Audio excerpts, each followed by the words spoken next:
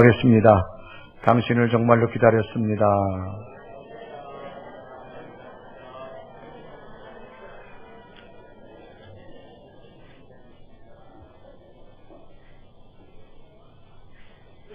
상대에게 인사를 할 때는 표정도 뒤지는 것처럼 해야 됩니다. 아멘. 재미있는 우화를 하나 소개합니다. 생쥐 한 마리가 있었습니다. 이 생쥐는 항상 벌벌벌 떨고 삽니다. 그것은 고양이가 무서워서 견딜 수가 없기 때문입니다. 여기를 가도 고양이가 나타나고 저기를 가도 고양이가 나타나고 심지어는 눈을 감고 잠을 자려고 해도 고양이가 나타나서 꿈속에도 고양이가 나타납니다. 그러니까 잠도 오그라지고 잠을 잡니다. 도저히 견딜 수가 없었습니다. 통 무서워서 살아갈 수가 없어요. 견디다 못해서 이 생쥐가 하나님 앞에 기도합니다. 하나님은 생쥐의 기도도 들어주시나 봐요. 하나님, 무서워서 못 살겠어요. 나 좀 살려주세요. 왜 그러냐? 고양이 때문에 못 산다는 거예요. 고양이만 만나면 되고 오그라들어서 살아갈 수 없기 때문에 하나님 이 문제를 좀 해결해 주시옵소서. 하나님 나 좀 도와주시는데 고양이로 좀 만들어주세요. 그러니까 하나님께서 이 쥐의 긍휼함을 여기셔서 쥐를 고양이로 만들어줬어요. 그런데 쥐가 이제 고양이가 됐으면 고양이는 당당하고 자신 있게 살아가야 되는데 아니 또 고양이가 된 이 쥐가 벌벌벌벌 떨고 살아가는 거예요. 왜 그런가 하면 개 때문에 무서운 거예요. 개가 너무 무서워가지고 이 고양이가 개만 보면 무서워가지고 살아갈 수가 없어요. 멍멍거리고 막 못 살게 굽니다. 어딜 가나 개가 막 자기를 위협을 합니다. 하나님, 나 무서워서 못 살겠습니다. 나를 개로 좀 만들어주세요. 그래서 하나님은 또 이 기도를 들어주셔서 개로 만들어줍니다. 이제 개로 만들어졌는데도 이 생쥐가 이제는 좀 자신있게 살아가는 또 벌벌벌벌 떨고 살아가는 거예요. 또 와가지고 하나님 나 무서워 못 살겠어요. 아니 왜 못 사냐? 개로 만들어졌는데 호랑이 때문에 무서워 못 살겠어요. 호랑이만 보면 내가 그냥 오금이 졸아가도 살아갈 수가 없어요. 저를 호랑이를 좀 만들어주세요. 하나님이 그 생쥐의 이야기를 듣다가 이렇게 말합니다. 얘야, 내가 아무리 애써도 너는 내 마음이 생쥐라. 아무리 바뀌어서도 안 되겠다. 그러니까 너는 도로 생쥐로 살아야 되겠다. 그래가지고 본래의 모습대로 생쥐로 만들어졌대요. 사람은요, 마음의 변화가 없으면 환경이 아무리 달라져도 똑같다고 하는 겁니다. 사람은 마음이 바뀌지 않으면 모든 책임을 환경에 돌리려고 합니다. 환경 때문에 내가 이렇게 살아간다고 말합니다. 나 자신에게는 책임이 없다라고 핑계를 대지요.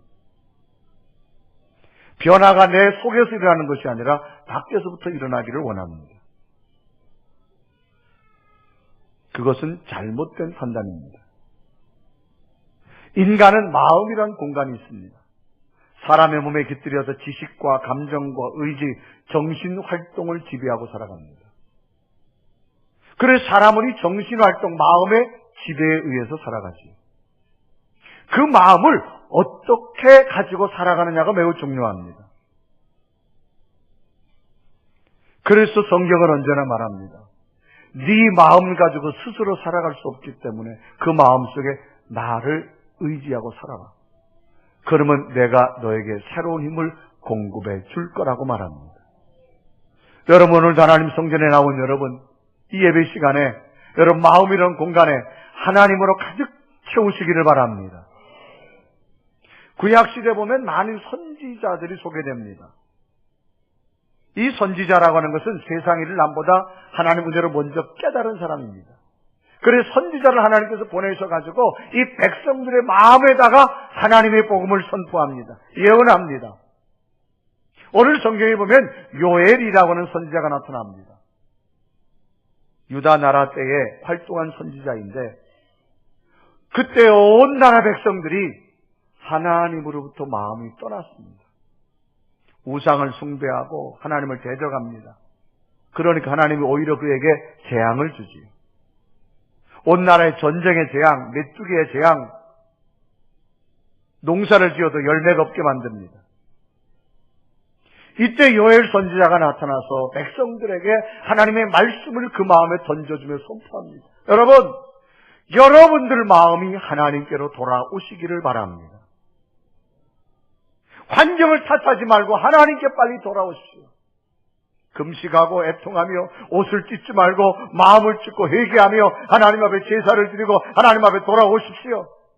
그러면 하나님은 여러분에게 새로운 은혜로 여러분에게 주실 겁니다. 그러면서 선포하면서 그 새로운 은혜를 어떤 것을 줄 거냐라고 하는 것이 오늘 요엘서 본문에 기록되어 있는 내용입니다. 오늘은 종려주일입니다. 1년의 절기 가운데 이 종려주일은 예수님께서 십자가의 죽음을 위하여 예루살렘 성으로 올라가실 때에 당시 예루살렘의 수많은 사람들이 종려나무 가지를 꺾고 예루살렘 성으로 입성하는 예수님을 환호하며 맞이한 주일을 종려주일이라고 말합니다. 그래서 예수님께서 오늘 예루살렘 성에 올라가셔가지고 금요일날 운명하시고 주일날 부활하게 되어지지요. 그래서 이 주간은 예수님의 죽음이 있고 예수님의 십자가가 있는 주간입니다. 예수님으로 말미암아 이 땅에 세워진 십자가의 의미를 다시금 되새기며 우리들 자신의 믿음을 되돌아보며 오늘 요엘 선지자를 통해 주시는 말씀이 새로운 신앙의 결단과 희망이 되기를 바랍니다. 그래서 이스라엘 백성들의 마음이 회개하여 하나님께로 돌아오기만 하면 하나님께서 너희들에게 어떻게 해주시겠다고 요엘 선지자를 통해서 말씀하시는 걸 보면서 오늘 우리들의 마음도 하나님께로 향하여서 진정한 나의 하나님이 되셔서 요엘을 통한 선포의 기적이 여러분에게도 일어나기를 주님의 이름으로 축원합니다. 첫째로 너희들의 마음이 하나님께로 돌아오면 너희 마음속에 내게 임해서 너희 하나님이 되어지고, 첫째는 이런 비를 적당하게 주신다라고 말합니다. 여러분, 우리가 단어 가운데 적당하다라고 하는 단어가 있습니다.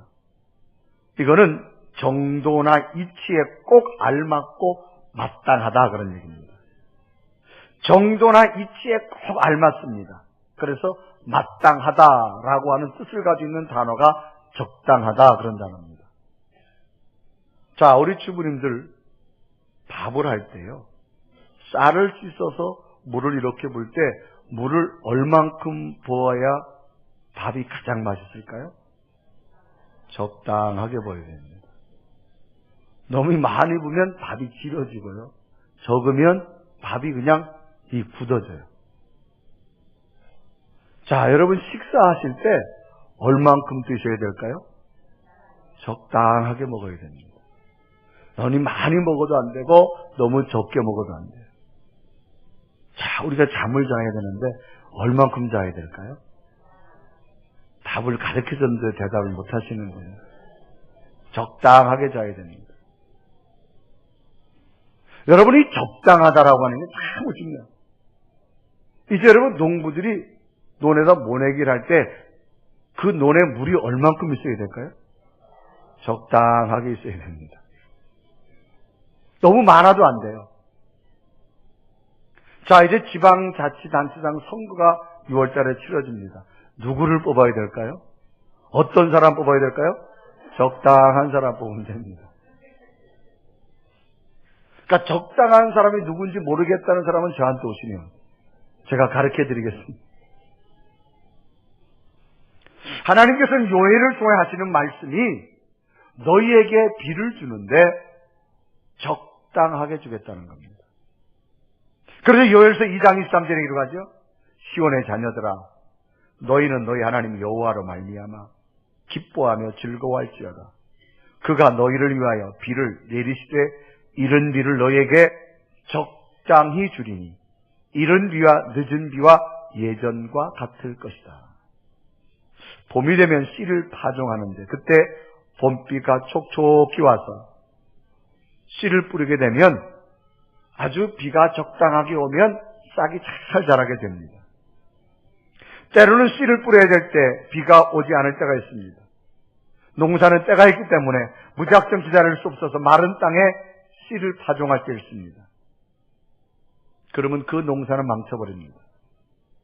다행스럽게 그 다음날 비가 왔습니다. 그런데 문제는 봄비처럼 촉촉히 내리지 아니하고 여름 소나기처럼 그냥 집중하고 와버렸습니다.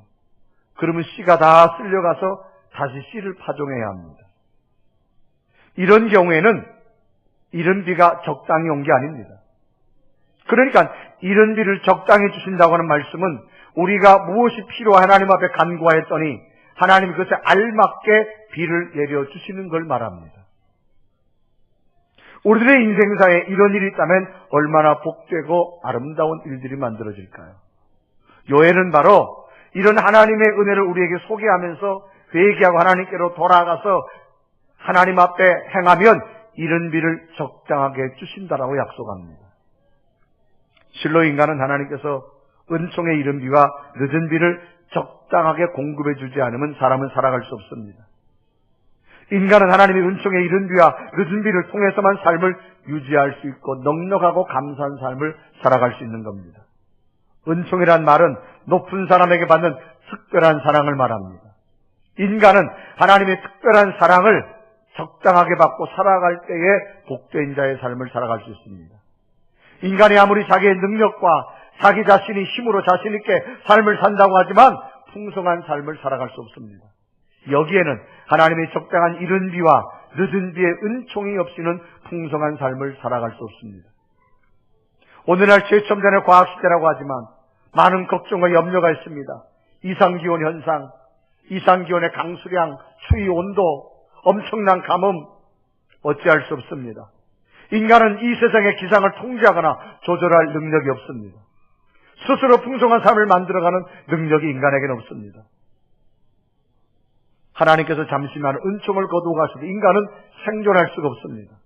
그러니 농경사의 시대에 적당한 비를 주신다고 하는 것은 엄청난 복 중의 복입니다. 신명기서 11장 14절은 기록하죠. 여호와께서 너희 땅에 이른 비 늦은 비를 적당한 때에 내리시리니 너희 곡식과 포도주와 기름을 얻을 것이요 그랬습니다.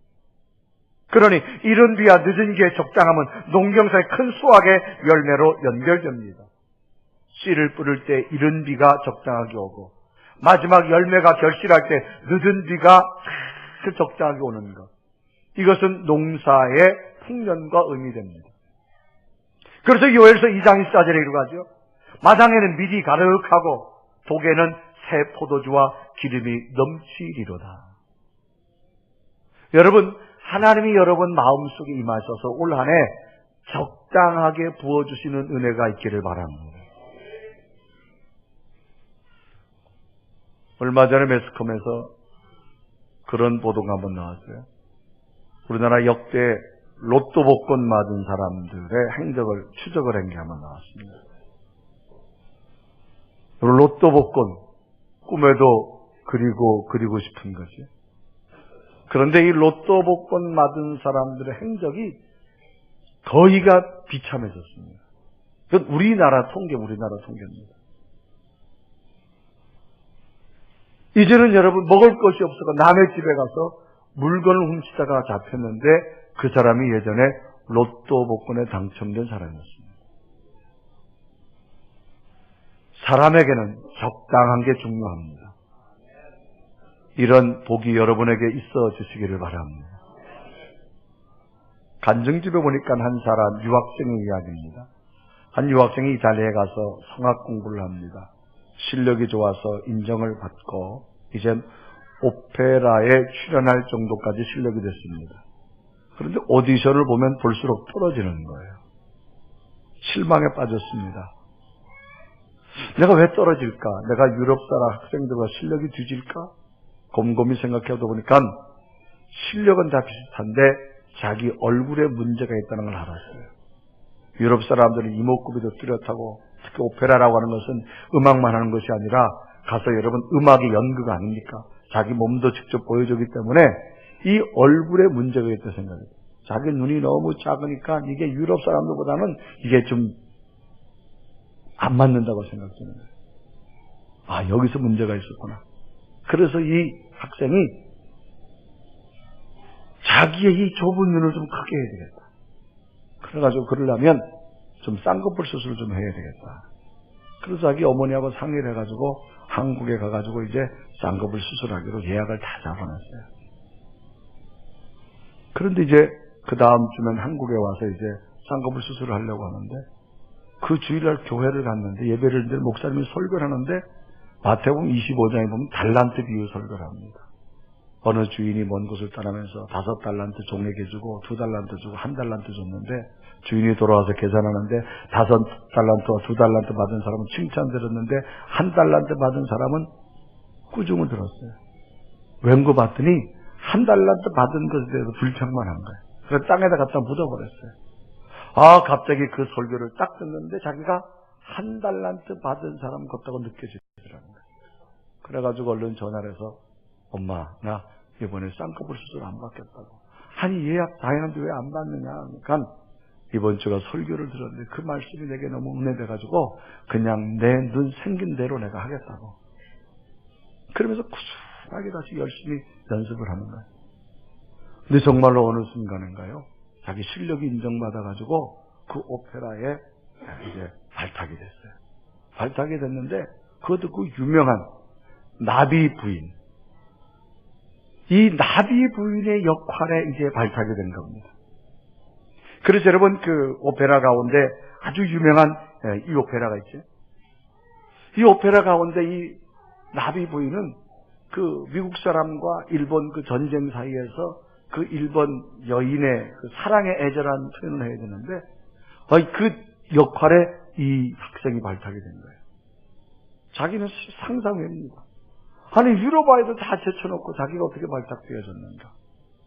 그러다 이제 공연을 열심히 하는데 어느 날 자기를 뽑은 그 연출가를 만나봤어요. 아니 어떻게 해서 날 보고 걷게 됐냐 그러니까 당신의 눈을 보니까 나비 부인하고 똑같이 생겼다는 거예요. 그 유럽 사람들은 아무리 일본 이 여인의 모습을 찾아보려도 찾아볼 수 없는데 당신의 이 눈을 보다 보니까 그 일본의 그 연약한 여인의 눈을 발견했다는 거예요. 그래서 당신을 선택해야 돼요. 만약에 쌍꺼풀 수술했으면 안 뽑힐지도 모르죠. 여러분 사람은 내 속에 있는 것 가지고 자족하며 살아가시기를 바랍니다. 그게 믿음의 능력이에요. 그래서 여러분 하나님 우리에게 적당하게 주신다고 하는 게 얼마나 큰 복인지 몰라요. 하나님 올 한해 대박나게 없어서 대박나지 마요. 대박나면 여러분 교회 안 와.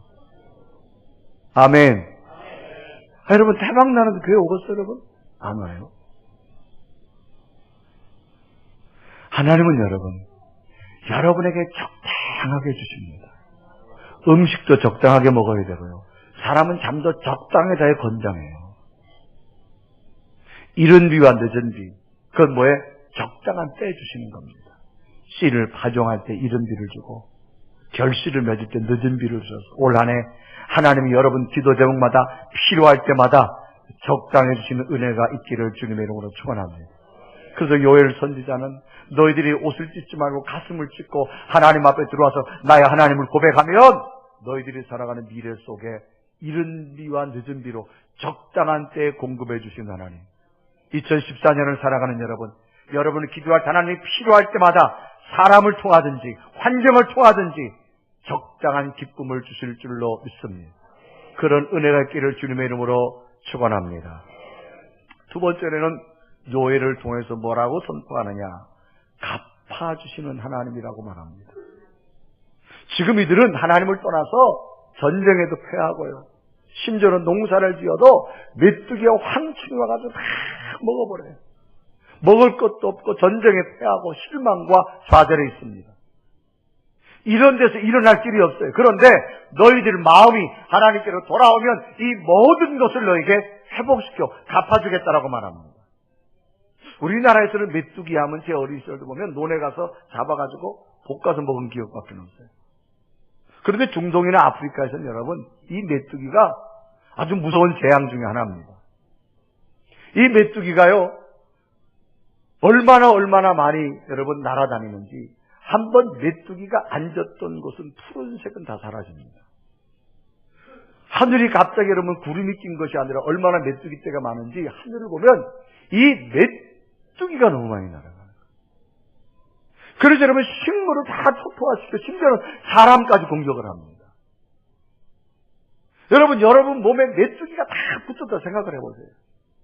이거 여러분 사람은 견딜 수가 없습니다. 당시 메뚜기 떼가 와서 농사를 지어놓은 걸 다 먹어가 버리면 이때는 저장술이 없어서 굶어야 됩니다. 이 황충의 피해를 당해서 어마어마합니다. 그런데 너희들이 하나님께 돌아가기만 하면 마음속에 하나님을 세우고 돌아가면 너희들이 그동안 잃어버린 거 다 갚아주겠다라고 말합니다. 요엘서 2장 25절에 기록합니다. 내가 전에 너에게 보낸 큰 군대 곧 메뚜기와 느치와 황충과 팥중이가 먹은 횟수대로 너에게 갚아주리니. 여러분 갚다란 말은 되돌려준다 그런 뜻입니다. 우리가 하나님께로 돌아가기만 하면 믿음으로 내 속에 하나님 모시고 살면 하나님의 바른 신앙생활하면 너희들이 환난 당했다 할지라도 걱정이 당했다 할지라도 그것을 하나님께서 기쁨으로 돌려주실 줄로 믿습니다. 밤이 깊으면 새벽이 가깝다는 말이 있습니다. 하나님 우리에게 복을 주실 때 환난의 보자기에 싸서 주십니다. 그러니 우리들이 포장지는 환난만 보고 낙심하거나 좌절하지 말고 그 환난 속에 담겨주신 내용물도 볼 수 있는 믿음의 눈이 필요합니다. 이 종려주일에 우리들이 생각해 볼 수 있는 것이 십자가입니다. 십자가는 성경적 진리고 역사적 진리고 모든 진리의 근본입니다. 예수 그리스도가 이 땅에 태어남을 기점으로 역사는 바뀌어지지요. 기원 전과 기원 후로 나누어집니다. 기원 후에 십자가의 사건이 있습니다. 이 십자가는 본래 아주 흉악한 죄인의 죽음을 사용할 때 하는 형틀입니다. 인류 역사상 가장 끔찍하고 잔인했던 인간의 죽음의 처형 방법 중 하나가 바로 십자가입니다. 나무 십자가 형틀을 만들죠. 그리고 사람을 옷을 다 벗기고 그 형틀에다가 이렇게 댑니다. 그리고 양 손에다가 못을 박습니다. 발에다 못을 박습니다. 그리고 그 십자가를 지나가는 길에다가 세워놓습니다. 그러면 지나가는 사람들이 다 조롱하지요. 수치심이 말도 못합니다. 자기 몸을 그 높은 곳에 지나가는 것은 양손에 박힌 못, 발에 박힌 못밖에 없습니다. 이게 어떻게 할까요? 늘어지면 무게에서 찢어지기 시작하잖아요. 피가 쏟아지기 시작하잖아요. 심지어 여러분 가장 오래 견디는 사람은 일주일까지 견딘다 그래요. 정말로 잔인한 죽음을 처형 방법 중에 하나입니다. 인간을 죽이는 방법에 가장 강했던 것이 십자가의 죽음이라 그래요. 피가 다 빠져서 심장이 멎을 때까지 그 고통을 치러야 되는 겁니다. 그래서 십자가의 처형을 한번 쳐다본 사람은요, 마음에 각인이 되어가지고 일생 동안 악몽에 시달린 사람도 있다 그래요. 여러분, 작년에 유튜브상에 돌아다니는 것 중 하나가 뭐가 있었는가 하면, 선교사들의 죽음이 유튜브상에 동영상으로 다닌 적이 있어요. 혹 보신 분이 있나 모르겠어요. 누군가가 저를 보내서 제가 봤는데요. 제가 지금도 그걸 생각하면요, 그거 보고 제가 한 3일 동안을 속이 미식고 혼났어요. 중동 사람들이 정말 선교사를 사람을 이렇게 끌어안잖아요. 자기들끼리 막 떠들지 도끼를 들어요. 그냥 팔을 잘라요. 뚝 떨어지는 게 그냥 동영상에 찍히는 거예요. 목욕? 저는 피가 튄다라는 걸 처음 봤어요. 그냥 푹 튀어요, 피가 이렇게. 압에 의해서. 사람 몸을 다 잘라요, 정말 도끼로. 그래서 한 군데 뭐 하나요? 그게 동영상에 그대로 찍혀서. 제가 그걸 보고 충격이라서 누구한테 보여줄 수가 없겠더라고요. 제가 한동안 혼났어요, 그게. 막 속이 막 미석거릴 거예요.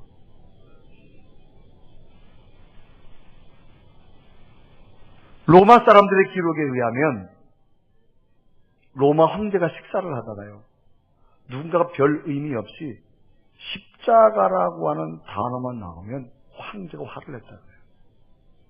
왜? 입맛이 떨어진답니다. 그래 십자가라는 단어를 말한 그 신화를 갖다가 그냥 처형할 정도입니다.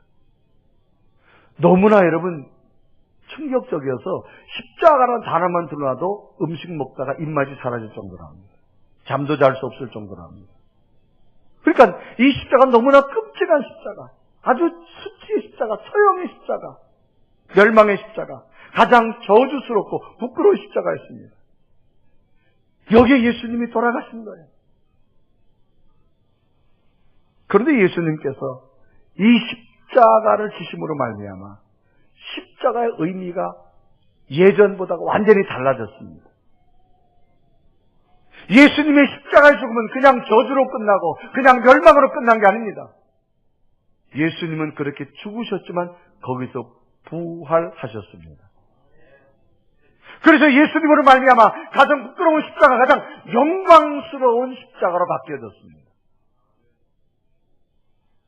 그냥 평범한 죽음으로 끝난 것이 아니라, 가장 잔인한 죽음의 저주로 끝난 것이 아니라, 그 누구도 흉내낼 수 없는 예수 그리스도의 부활은 우리에게 새로운 희망의 십자가가 된 줄로 믿습니다. 하나님께서는 이 저주를 영광으로 갚아주신 거예요. 그러므로 오늘 우리들의 신앙생활 속에도 말할 수 없는 고난과 절망이 왔다 할지라도 낙심하지 아니하고 십자가의 신앙을 붙들어댈 이유가 여기 있습니다. 하나님은 반드시 갚아주실 줄로 믿습니다. 1907년도에 보면 평양의 부흥운동이 먼저 일어났죠. 선교사들이 와서 복음을 막 증거할 때 평양에 백사겸이라고 하는 한 분인데, 이분이 직업이 뭐냐? 점을 치는 사람이에요. 근데 점을 얼마나 잘 치는데 용한 사람이에요. 근데 사람들이 점을 치러 가면서 그냥 가는 것이 아니라 또 복채를 내잖아요. 그러다 보니까 수입이 많아졌어요. 경제적인 여유가 생겼어요. 하루는 시내를 지나가는 장거리를 지나가는데 그 장에서 전도하는 사람들이 있어요. 전도하는 사람들이 전도주를 주면서 그런 말을 해요. 죽은 후에 당신의 영혼이 어디 갈 겁니까? 라고 하는 그런 질문을 던집니다. 그래서 또 말합니다. 당신이 거짓말로 그렇게 점을 치면 당신의 자녀들이 어떻게 살아가겠느냐? 그 말을 그냥 던집니다. 그러면서 예수 믿으라고 말합니다. 이 사람은 전도지를 그냥 이런 거 가지고 내가 왜 필요하냐고 집어 던졌지만 전도인은 주워가지고 그 주머니에 갖다 꽉 집어넣습니다. 그래서 이분이 점장이가 집에 돌아갔는데 그날 밤부터 잠이 안 오는 거예요. 아무리 잠을 청해도 잠이 안 와요. 그러면서 귀 속에 자꾸 무슨 소리가 들리냐. 당신이 그렇게 거짓말하면서 점을 치면서 당신의 자녀들이 어떻게 잘 되기를 바라지. 그 소리가 자꾸 귀 속에 맴들어 잠을 못 자는. 하루 잠 못 자고 이틀 잠. 너무너무 잠이 안 오니까 사람이 병이 들기 시작합니다. 너무너무 고통스러웠어요. 그런데 자꾸 전도인이 던져진, 죽어서 당신 어디 가겠느냐. 그 말이 막 맴돌아서 전도인이 던져준 그 전도지를 한번 읽어보기 시작합니다. 그런데 그걸 읽다가 예수 그리스도를 믿기로 작정을 합니다. 그래서 이분이 거기서 회개를 합니다. 그래가지고 교회를 나왔어요. 근데 교회가 난리 났어요. 그분이 뭐 하던 사람입니까? 묘한 점쟁이란 말이에요. 점쟁이가 교회에 나와요. 이분이 회개를 하고요. 내가 이제 믿음으로 살겠다. 그러면서 자기의 모든 재산을 정리해가지고 하나님께 드립니다. 이제부터 내가 믿음으로 살겠노라고 합니다. 그에게 찾아온 가난이 찾아왔어요. 점 칠 때는 돈이 수입이 많았는데 이제 점을 못 치고 나니까. 그런데도 이분은 하나님 은혜가 얼마나 기쁜지. 후에 이 백사겸 씨의 아들이요. 이제 아버지가 교회 나가니 선교사로 생활하다 거기서 영어를 배우기 시작해가지고 그 공부를 하다가 미국에 유학을 가게 됩니다. 파크 대학과 프린스턴 대학과 예일 대학을 가서 학위를 받아가지고 한국으로 돌아오게 됩니다. 한국에 들어와서 이분이 한 일이 연세대학 초대학장 백낙준 박사가 되어지죠. 우리나라 초대 문교부 장관을 지내게 되죠. 지금도 연세대학 도서관 앞에 가면 연세대의 정신적 지주와 같은 이 백낙준 박사의 동상이 있게 되어짐을 봅니다. 그는 비록 예수 그리스도의 믿음으로 점쟁이하다 살았지만 하나님 그의 씨앗을 후대의 명문가의 가문으로 세워지는 기적을 얻게 되어짐을 봅니다. 여러분, 하나님은 갚아주시는 하나님. 여러분 속에 하나님만 붙들고 살아가는 믿음이 꼭 되시기를 바랍니다. 어떤 눈물이 있었다 할지라도, 어떤 억울함이 있었다 할지라도 누구에게 빼앗겼다 걱정하지 마세요. 하나님이 함께하면 모든 것을 회복시켜주는 은혜가 임할 줄로 믿습니다. 마지막으로 너희들에게 수치를 당하지 않겠다고 말합니다. 이 수치라는 것은 부끄러움이지요. 오늘 요엘서 2장 10절에 말합니다. 그런즉 내가 이스라엘 가운데 있어 너희 하나님 여호와가 되고 다른 이가 없는 줄로 너희가 알 것이라. 내 백성이 영원히 수치를 당하지 아니하리로다. 너희들은 지금 전쟁에 패해서 먹을 것이 없어서 수치를 당하지만 너희들이 하나님께로 돌아오기만 하면 너희들 수치를 당하지 않게 할 거라고 말합니다. 이스라엘 백성들이 하나님 백성답지 않게 살아서 당하는 수치라면 하나님도 그냥 둬버립니다. 그러나 너희들이 믿음으로 살았음에도 불구하고 너희들이 수치를 당하는 걸 하나님은 보지 않겠다라고 말합니다. 너희들의 수치를 하나님의 영광으로 만들어주시겠다고 요엘 선지자를 통해 약속합니다. 이스라엘과 유다가 멸망했을 때 멸망 사람들은 이스라엘 사람을 비웃었습니다. 하나님 믿는다고 하니 나라가 망하느냐. 그런 수치를 당치 않게 해주신다라고 말합니다. 모양만 그럴듯한 신앙생활이 아니라 너희들이 진정 하나님 안에 살아가면 너희들의 수치가 아니라 하나님이 회복시켜주는 은혜가 임할 줄 믿습니다. 예수 그리스도 십자가 죽음은 수치였습니다. 모든 사람들이 지나보는 가운데 조롱거리였지만 그러나 주님은 조롱으로 끝나지 않고 수치로 끝나지 않고 인간이 할 수 없는 죽음을 넘어 부활의 역사가 나타났을 때 오히려 영광의 십자가가 된 줄로 믿습니다. 예수님의 십자가 죽으심은 저주와 멸망이 아닙니다. 이제는 부활로서 수많은 전 세계 사람들이 목걸이에도 십자가를 걸고 귀걸이에도 십자가를 걸고 내 가슴에 십자가를 드는 이유는 그 십자가 수치가 아니라 영광이 되신 줄로 믿습니다. 올해를 살아가는 여러분, 이 종려절에 다시금 십자가의 의미를 되새기면서 다시금 내 가슴 속에 예수 그리스도의 뜨거운 믿음으로 회복되시기를 바랍니다. 이른비를 적당해 주시는 하나님, 고난을 넘어 새로운 기쁨으로 갚아주시는 하나님, 수치를 당하지 않게 해주실 줄로 믿습니다. 미국 사회에서 희망의 전도자로 불리는 분이 있죠.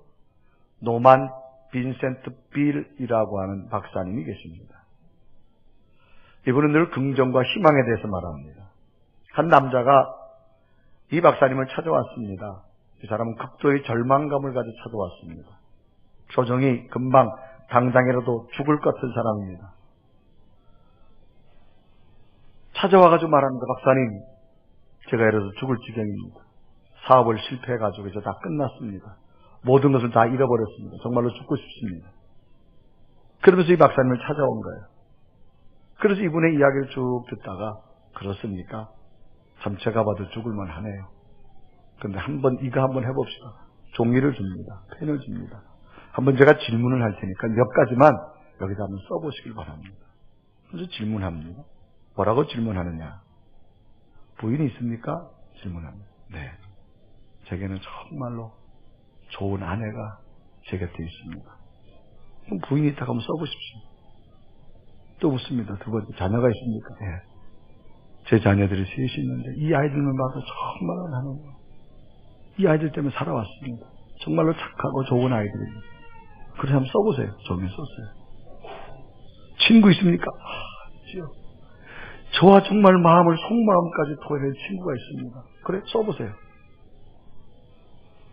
건장 있습니까? 건장은 자신하지 마세요. 묻지 마세요.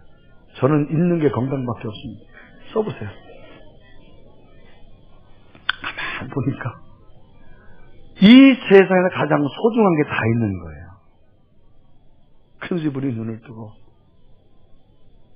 나는 다 잃어버린 줄 알았는데 아직도 내게 있는 게 너무 많네요. 그러면서 죽음을 포기하고 다시금 새로운 삶을 살아갔다는 겁니다. 여러분, 불행이란 뭘까요? 가지고 싶은 것을 못 가졌다는 데 있는 것이 아닙니다. 가지고 있는 것을 모르고 있다는 데 사람은 불행한 겁니다. 우리는 불행을요, 내가 가지고 싶은데 못 가졌다고 불행이라고 말합니다. 아닙니다. 가지고 있는 것을 모르는 게 불행입니다. 여러분, 하나님 안에서 하나님을 가슴속에 채우시고 우리는 불행이 아닌 자족하며 감사할 수 있는 능력을 가지고 살아가시기를 바랍니다. 사람은 누구나 다 죽어요. 저도 죽고 여러분도 죽고. 하나님이 이 땅에 존재하는 생명 시간까지 사십시오. 일찍 죽는다고 천국과 아름복이 있는 거 아닙니다. 내 스스로 내 마음을 세우고 하나님 안에서 용기와 꿈을 가지고 사시기를 주님의 이름으로 축원합니다. 그래서 요엘 선지자는 그 백성들의 흩어진 마음속에 옷을 찢지 말고 마음을 찢고 회개하고 하나님을 정말 나의 하나님으로 여러분들이 다시금 하나님을 마음에 모신다고 하면 하나님은 이런 일을 적당하게 주실 것이고 여러분들이 환난을 값줄로 갚아주실 것이고 수치당했던 것 영광으로 만들어 주실 줄로 믿습니다. 그렇게 요엘 선지자가 선포합니다. 이 종려주일에 예수 그리스도의 십자가를 가슴에 새기십시오. 그분을 가슴에 새겨서 여러분에게 새로운 하나님의 은혜가 일어나기를 원합니다. 죽음과 수치로 끝난 십자가가 아니라 새로운 영광이요, 희망이요, 부활이 되어졌습니다. 여러분 속에 새롭게 일어나는 부활의 역사, 십자가의 승리가 요엘이 말한 대로 회복되기를 주님의 이름으로 축원합니다. 축원합니다. 우리 고백하며 찬양할까? 하나님, 우리 마음속에